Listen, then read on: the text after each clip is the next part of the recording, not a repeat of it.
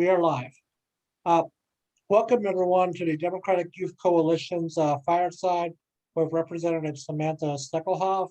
She is the youngest elected official that I know of in Michigan. And she's also a Purdue alum, which is great. I'm Tora. I'm one of the advisors for the Democratic Youth Coalition. And now I'll turn it over to my colleague Barrett to run the show of our fireside questions. Thank you, Tor. I'm Barrett Broad. I'm an executive assistant with the Democratic Youth Coalition. Could you introduce yourself and tell us a little bit about how you got into politics, what you do in politics? Thank you, Barrett. Well, everyone, my name is Samantha Stecklhoff. I am a state representative in the state of Michigan, but it did not start there for me. I actually was originally going to Purdue University to get my degree in foreign policy to enter the Foreign Service. I always wanted to work in the Foreign Service, especially in a Western African state with regimes. So I got my degree in foreign policy with my emphasis in crimes against humanity, but you kind of let things go. Life happened, and I started really enjoying what I was doing with my life, working with college students. So I continued to do that. Eventually found the hole in my life that, was politics and was government. So I ran for city council in 2013 in Farmington Hills. I was the youngest person ever elected in my city. So it was really exciting. It was a tough battle. But it was a great experience. I walked away as a council member. 7 years on city council definitely helped me get my feet in the door, feet wet and ready for that is state government that we are seeing across this country, a little bit of craziness going on. One of the reasons I ran for the state government is because when I graduated college, that is when the recession hit at its worst. So in 2008, when the Great Recession happened, it was almost impossible to find a job. You were lucky. I was lucky because I was told, oh, you mean you're getting paid $20,000 a year and you have health benefits? I mean, that's where we were over a decade ago. So, a lot has changed, but we must remember that older millennials have been through a lot, and we've been through a lot to have to change what is okay and what's good to be a young person. So running for state government was definitely a proud moment of mine. I'm a breast cancer survivor. So a lot of the things I am tackling at the state government are things that have to do with healthcare, health insurance, making sure that anybody has healthcare readily available to them, no matter the situation. And so those are some of the biggest things I'm working on. Thank you. And what do you feel is the #1 priority in your district? This is a tough question. Thank you, Barrett, for this question. This is tough only because this isn't your typical 2021. This isn't a typical year that we've all been through. One of the biggest things we're facing in Michigan and across the country is the big lie. The big lie that was the election was stolen in 2020. And because of that, I'm spending predominantly most of my time having to deal with these crazy election laws that are coming into place. I sit on appropriations. So I sit on appropriations in the state of Michigan, and my subcommittees are transportation, LARA, as well as joint capital outlay. But the reason I talk about appropriations is because we're the ones that work on the budgets. And all of the budgets now have these caveats at the very end of them that have to do with whether it's these things called vaccines passports, taking away funding from the governor, taking away how they do oversight for the governor. So instead of actually be able to do work for your constituents, what you're really doing right now is battling the Republicans on all of this crazy conspiracy theories that are out there. So while I personally think that healthcare, especially in the age of a pandemic, is the most pressing issue to people in my district, unfortunately, I'm spending so much of my time battling outrageous conspiracy theories. And speaking of healthcare, what are some reforms you wish to see in health insurance? Thank you. Some very exciting things happened in the House of Representatives. Before this April break, we had a 14 bill package that was passed through that lowered the cost of insurance, that capped the cost of insulin costs. It finally made oral chemo parity real. That means if as a breast cancer survivor, many of the IV chemo drugs I was on are also available in a pill form. But because of this parity law, insurance companies won't cover the cost of the pill the oral version, only the IV. So that was something that was finally passed through. It took 11 years. So a lot of exciting breakthroughs were made this year. I am introducing a bill actually next week for breast cancer. It allows for baseline mammograms to happen at the age of 35, since so many women are now battling breast cancer under the age of 40. I have some pap smear bills, and then we're looking at some other additional healthcare coverage bills with Medicaid and Medicare expansion. And what opportunities and initiatives are you looking forward to in the future? Whew, a lot. So I just created a youth council advisory commission for the state. When I was a young person, I was one of the founders of our Farmington Hills Mayor's Youth Councils. And it was something that really got me involved in local government. What it is, it's for high schoolers, and it gives them a voice. Under the age of 18, you don't have the right to vote. You don't have that voice to make a change. So this is a chartered program through your local government that allows you to have direct input. So because of that, I have now staged that as a state level. So we've just created the first 37th District Advisory Council, and I think just closed our applications last week. And we have a lot of young people very eager to get involved. And to me, that's a passion project of mine, because that's how I got started. I got started at a young age, and it's really important that elected officials understand that young people, they're driving the conversations. We have to remember that you have voices, even though you may not have that vote just yet. So it's very important for us as elected officials to make sure that we elevate your voices and the things that you see and need to be done in your communities. As a city council member, what would you say was your most impactful project? I created a commission on community health.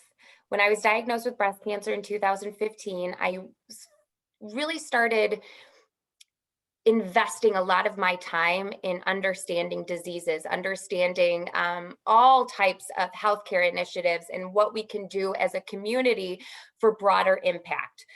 So some of that stuff includes having heart screenings in middle schoolers, making sure that adults have access to diabetes medication when needed. So we created a commission on community health. It was the first of its kind in the state of Michigan.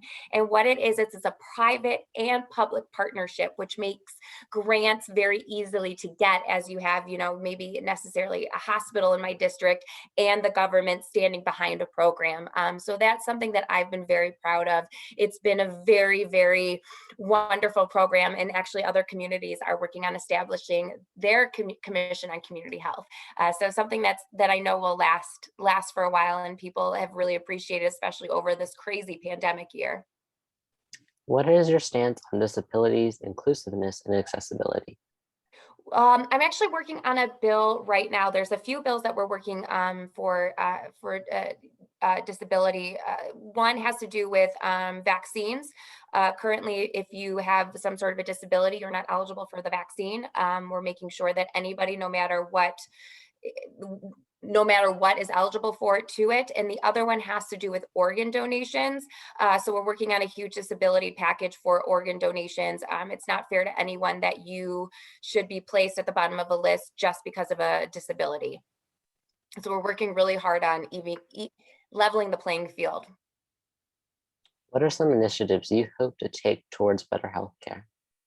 Well, not only are we looking to make sure that we're doing early screenings for breast cancers and all types of cancers, we've been doing a lot of environmental impact studies, and a lot of these impact studies have shown that PFAS, which is normally something you hear about with water, is something that they use a lot in clothing. When firefighters go out and they do practice with foam, the foam has PFAS in it, and we're noticing that PFAS is leading to a lot of health crises. So we're trying to eliminate some of that, whether it comes from clothing that's on your children, bedding. We're looking to see how environmental impact studies can really help deliver true policies to help with the healthcare initiatives to stop many of these issues before they're stopping. Yes, early detection is always a big thing, but why can't we just stop it from the beginning now that we're kind of understanding how it comes to fruition? And on the topic of education, what changes do you wish to make in school systems and funding? This is a great question. So while we're currently looking at the budget right now, there's a lot of problems with it. In the state of Michigan, the Republicans are in control. They have the majority in the House of Representatives and the Senate. So they are the ones that get to put forth their budget first. And what they're doing to public education is disgusting. They are taking away funding from public schools that aren't in person full time right now because, well, many of our schools, especially in our urban areas like mine, they don't have the funding to do any of the mitigation properly for COVID. They don't have the funding to put in additional HVAC systems. So we haven't been able to go back full time in person because you just can't. This is a health crisis. And it's not fair that the Republicans want to hurt these communities even more. They're only releasing funding that goes full funding for public or private schools. So if you're a private school, you're getting your full funding, but if you're a public school, you're not. Also, a lot of the funding, is out there to make sure that we're taking care of buildings. Well, if we're taking care of buildings, cyber schools don't need 100% of the funding either. So it's a lot of it has to do with kind of almost teaching how you do budgets properly. And it's getting really frustrating to watch our students getting our students being pawns in this some sort of political dogma that the Republicans have against our governor. And it's a little hard. I'm sure you've had a lot of these conversations with people in other states who are battling this same thing. And what actions do you believe should be taken towards climate change? Oh, so many. So we are working on a few bills right now in the House. So I'm a policy lead for the Democratic Caucus for Labor and Economy.